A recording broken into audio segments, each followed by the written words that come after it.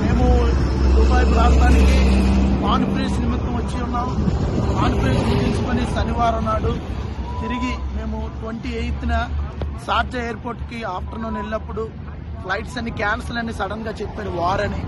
చాలా భయపడ్డాం, చాలా టెన్షన్ పడ్డాం. మాతో పాటు 10 మంది పాస్టర్స్, మాతో పాటు అనేక మంది ఆంధ్ర ఇండియా నుంచి వచ్చిన వారు చాలా మంది ఇబ్బంది పడుతున్నారు.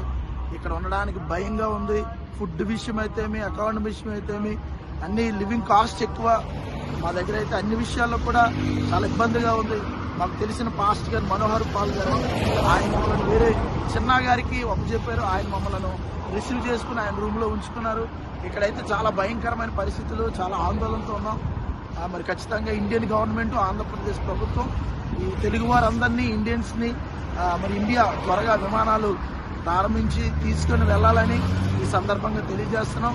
మా యందు దయించి త్వరగా ప్రయత్నాలు జరిగించి మమ్మల్ని మా గృహాలకు చేర్చాలని మా కుటుంబ సభ్యులు, మా బంధువులు ఆందోళన చెందుతున్నారు. మా గురించి పట్టించుకునే వారు ఎవరు లేరు. మరి దేవుడికి ప్రార్థన చేస్తున్నాం. కాబట్టి దేవుడు త్వరగా మరి విమానాలను ఆ యొక్క వ్యవస్థను పునరుద్ధరించాలని కూడా ప్రతిరోజు ప్రార్థన చేస్తున్నాం. మరి ఈ సమయంలో ఈ విధంగా మేము విజ్ఞప్తి చేస్తున్నాం ప్రభుత్వాలు.